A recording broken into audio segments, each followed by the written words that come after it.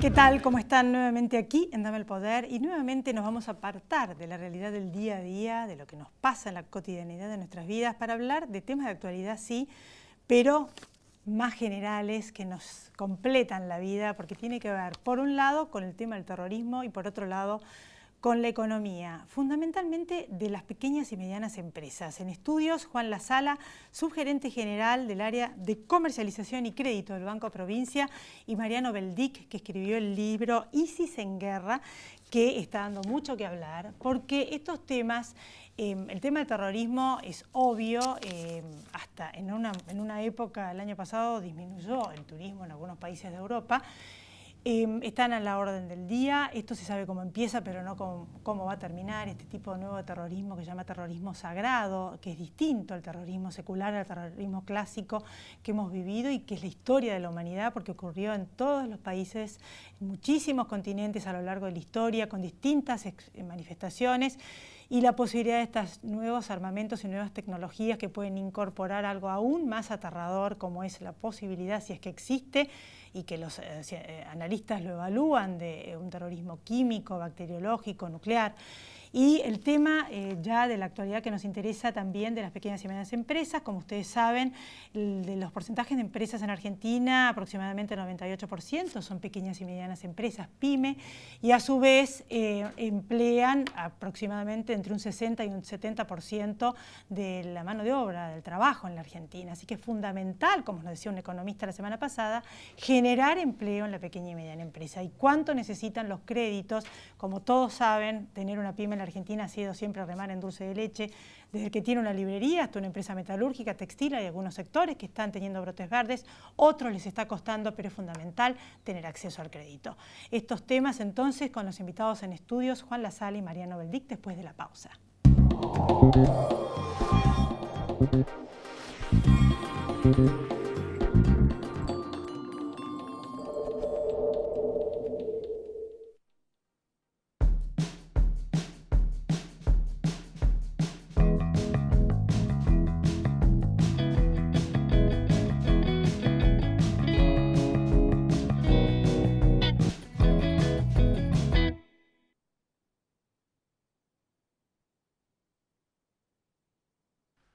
Auspicia este programa Mercado a Término de Buenos Aires, el primer mercado de futuros agrícola de Latinoamérica.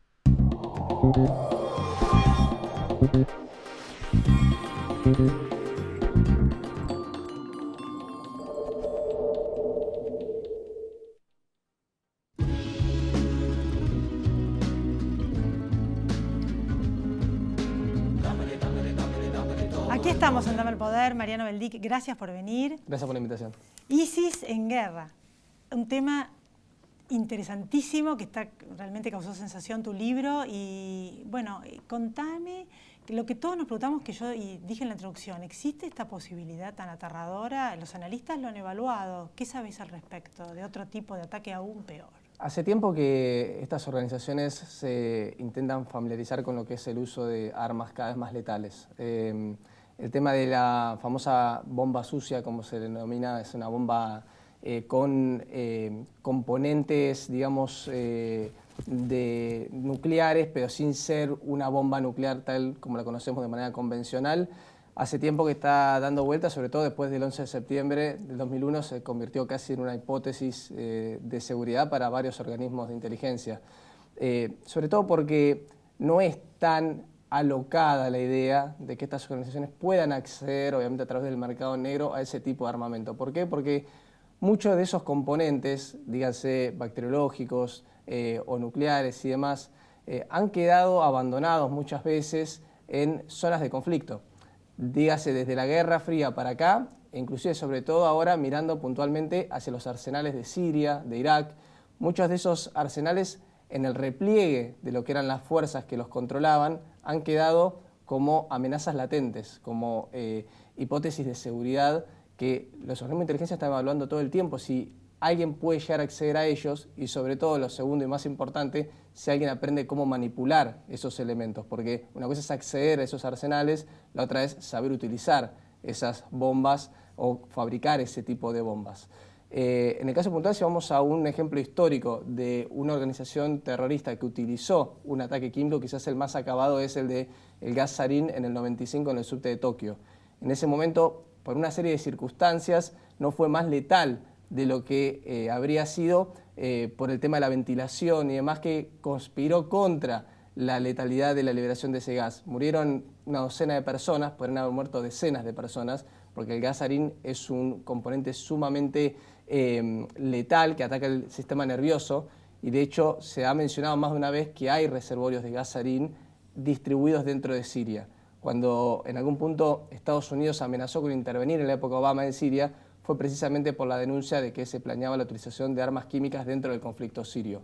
Finalmente, al-Assad firmó, el líder sirio, un acuerdo para ir desmantelando esos arsenales, pero la realidad es que nunca nadie sabe si se desmantelaron todos, si se eliminó todo, o si efectivamente, tal como fue denunciado a lo largo de los años siguientes, se utilizaron armas químicas en ese lugar. Sería bueno recordarle a la gente que esto es terrorismo sagrado, tiene algunas diferencias con el terrorismo clásico secular, tienen un concepto, en general, eso sí está probado que en general los terroristas son gente joven, es una de las pocas coincidencias porque no se pueden encontrar demasiadas analogías o diferencias, y este concepto de la no existencia del otro y de usar la violencia para que el otro no exista y de esa manera sigo existiendo yo, ¿cómo se conjuga con este tipo de terroristas de ISIS?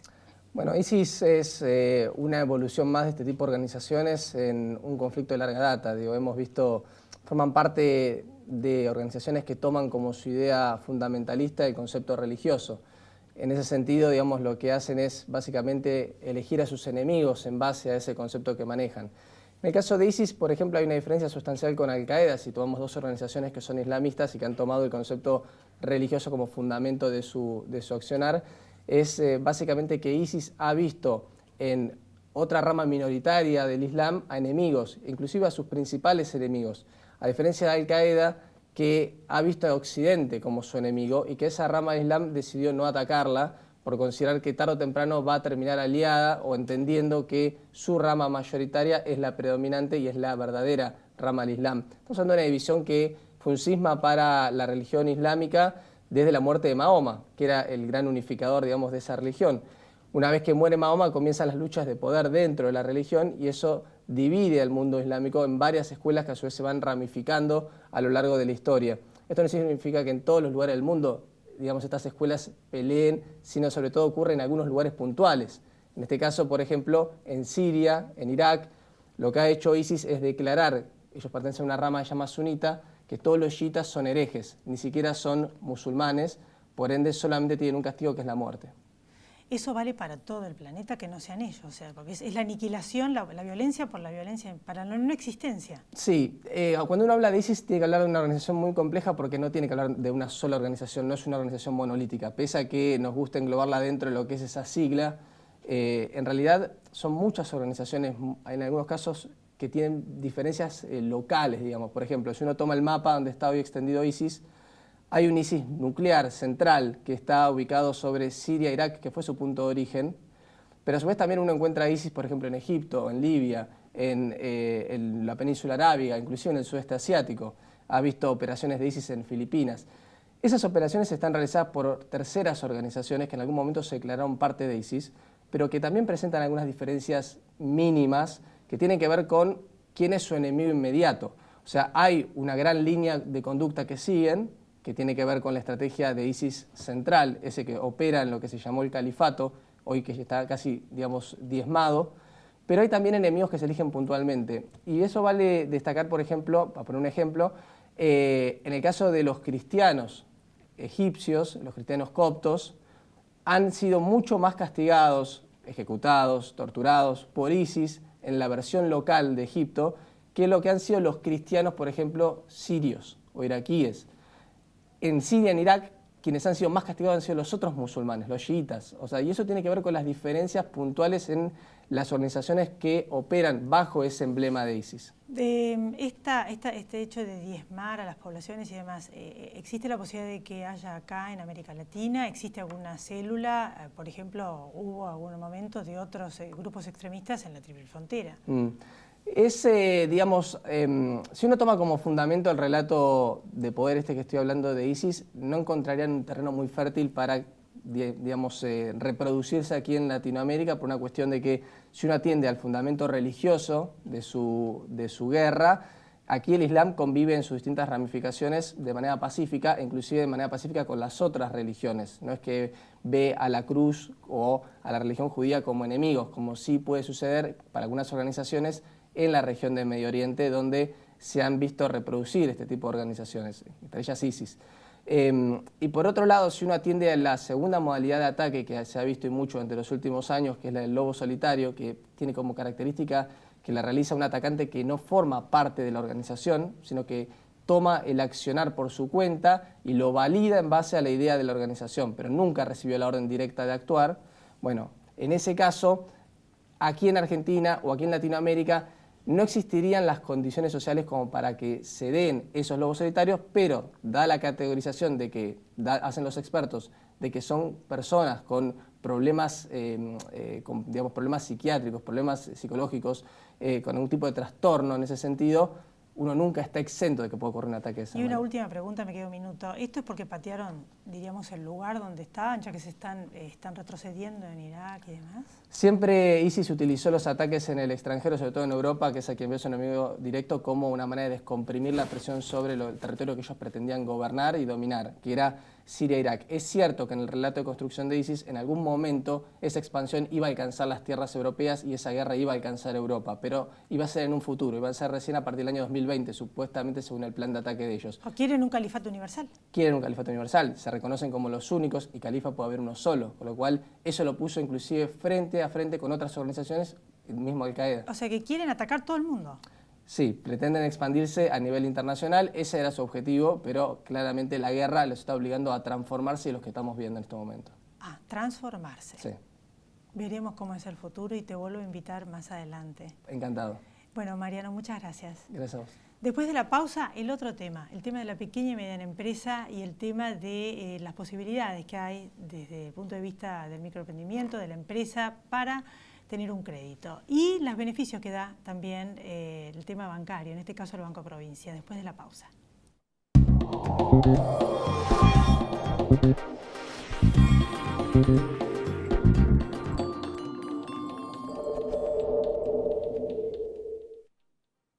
Grupo Petersen, desde 1920, construyendo el país. Pensá en lo que vas a poder hacer con lo que ahorrás. Aprovecha hoy mismo esta promo de Provincia Seguros y llévate un 30% de descuento con el seguro de tu 0 kilómetro, camioneta o 4x4. Llama al 0810-222-2444. Consulta con tu asesor de seguros o en nuestras sucursales. Nuestro compromiso es con vos. Provincia Seguros, una empresa del Grupo Provincia. Si la vas a hacer, hacela bien. Hacela con tu 100%. Si la vas a hacer, hacela bien. Sí al 98% de cloacas, sí al 100% de agua potable y sí a la menor mortalidad infantil de América Latina. ¿Te animas a seguir diciendo que sí a vivir mejor? Yo digo que sí.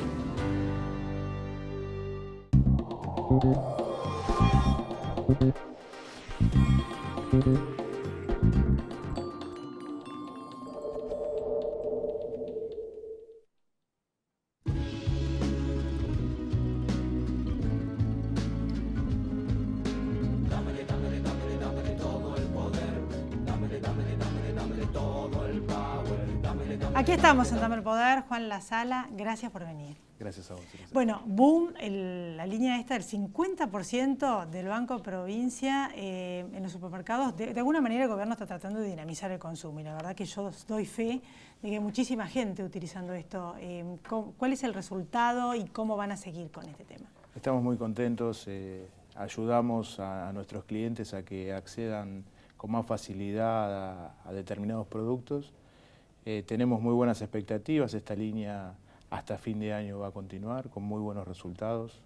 En este último mes, hoy justamente, perdón. Sí, el último mes.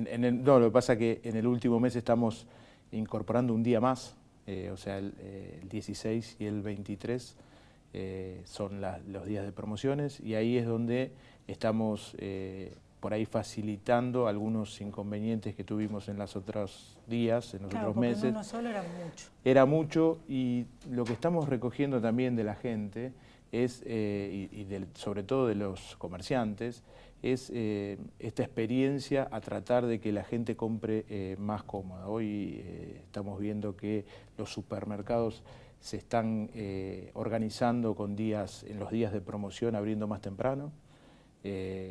También el efecto que genera en las cadenas, el ver que se puede mejorar la situación de la gente. Por ejemplo, Carrefour lanzó para sus marcas propias un congelamiento de precios, que también tiene que ver con lo mismo, es pensar que la gente es justamente el cliente, y eso es lo que pensamos en el banco, en personas y en empresas. Ampliaron de uno, que era un día, ahora son 2 días, está buena la idea, Sí. Y la verdad que capaz que lo empiezan a imitar otros bancos, sería bárbaro, porque dinamizó las compras, yo lo viví. Y el tema de las empresas, que yo decía al principio del programa, siempre digo que en la pyme en la Argentina remar en dulce de leche, porque la verdad que no termina de arreglarse el tema del costo laboral, el tema de la carga impositiva, ya hace bastantes años, y el crédito fundamental. ¿Qué línea de créditos tienen para el pequeño y mediano empresario?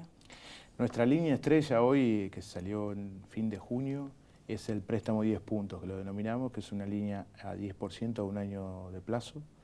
Lo que tratamos acá es de integrar a la empresa con su personal. ¿Por qué? Porque le pedimos a esa empresa que nos dé el 80% de su personal para que le paguemos haberes y le demos estos beneficios. La cuenta sueldo, diríamos. La cuenta sueldos, o sea, pagar haberes a través de nuestro banco, obtener las tarjetas que le dan los beneficios que comentamos recién, y adicionalmente la empresa, en un momento donde tenemos unas expectativas muy buenas para las pymes, ya hay varios indicadores que demuestran una reactivación. La reactivación le genera a la pyme una necesidad de capital de trabajo. Esta línea apunta al capital de trabajo, y al apuntar al capital de trabajo nos da la posibilidad de hacer un esfuerzo grande y estar cerca de ellos. Ustedes saben que el banco está por cumplir 195 años y el foco siempre fue el campo y la pequeña y mediana empresa. Como dijiste en la introducción, el porcentaje es muy grande y el efecto dinamizador en lo que es personas también es muy grande. Fíjense que esta línea del 10%, aparte de tener el 10%, tiene un incentivo adicional para las empresas, que si incrementan en el transcurso del préstamo el personal que tienen registrado, le bonificamos la cuota de interés el mes 11 y 12, la cuota de interés está bonificada. O sea que no solo apoyamos a la pyme en el momento donde está saliendo, donde está reactivándose, sino que le decimos, incorpora tu personal, tené nuevos empleados, que con eso nosotros te beneficiamos o te damos una promoción adicional para tus últimos meses de pago. Sí, la pequeña y mediana empresa, como todos ustedes saben, son las empresas que tienen menos de 200 empleados, son las grandes dinamizadoras, como estás diciendo, de empleo, las que generan, las que absorben mayor cantidad de empleo. Es fundamental que esto ocurra en la Argentina para absorber a la gente en el mercado de trabajo. ¿Y esta tasa es fija?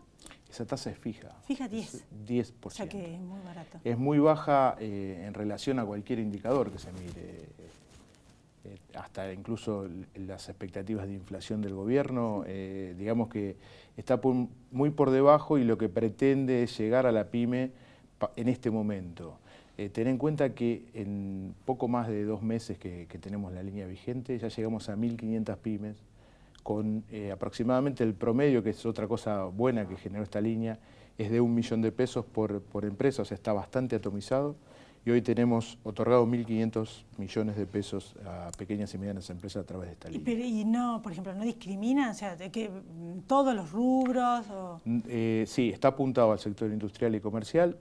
Lo que hacemos es segmentar de acuerdo a la cantidad de personal. Va desde empresas que tienen hasta 20 empleados, empresas que tienen más de 100, o sea, de 20 en 20 vamos incrementando los topes de posibles créditos.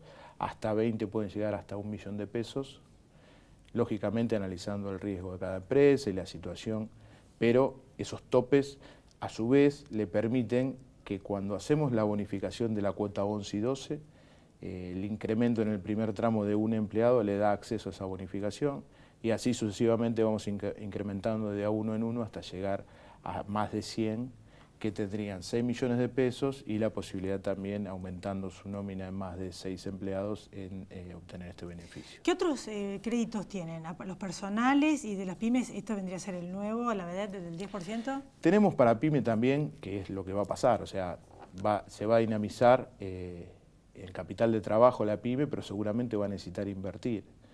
Y somos líderes en la licitación de subsidio de tasa con el Ministerio de la Producción. ¿Por qué? El banco como política tiene la pyme, entonces cuando el Ministerio de la Producción saca una licitación de tasas de interés, el banco está primero en las ofertas y por ende consigue los mejores cupos. Estas líneas generalmente son con cupos. La última línea es un programa que se llama Programa para Crecer, es un crédito de inversión hasta 60 meses de plazo y el subsidio de tasa hace que la tasa final para la empresa sea del 15%. O sea, 5 años al 15% tasa fija. Fija. Tasa fija. Esa línea complementada con capital de trabajo le da a la pyme una opción muy interesante en este momento. Y volviendo a los números, en empresas el banco en el interanual del año pasado a este año creció más del 70% en lo que es líneas de préstamo, colocación de líneas de préstamo. El banco también tiene préstamos hipotecarios y préstamos de microemprendedores. O sea, eso ya desde el punto de vista más genérico lo voy a tratar en otro programa en profundidad. Sí, el banco no solo está en la pyme, sino está en aquel que el día de mañana va a ser pyme. El microemprendedor empieza desde una situación hasta a veces fuera de la economía en blanco, ¿no? Hasta incluso con una economía muy informal. Y lo bueno que tiene el microemprendimiento es que nuestros oficiales de negocios van a entender la situación de cada uno de esos microemprendedores. La verdad que es un programa que integra mucho, incluye mucho, porque el paso siguiente de esa microempresa es ser un pequeño y mediano empresario.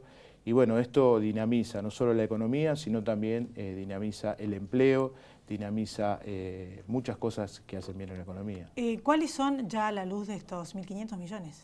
1.500 millones. ¿Cuáles son los rubros que más han solicitado? ¿Qué es lo que ves que va cada vez mejor? ¿Qué es lo que ves que necesita más ayuda? No, los dinamizadores son industrias alimenticias, construcción, digamos que son por ahí los más dinamizadores en general del último tiempo. Alimento y construcción. Sí, tenemos ahí una gran demanda, pero ya está bastante repartido.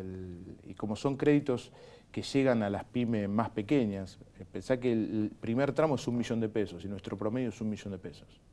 Entonces, digamos que se están beneficiando las más pequeñas, por ahí las que están más necesitadas de los préstamos.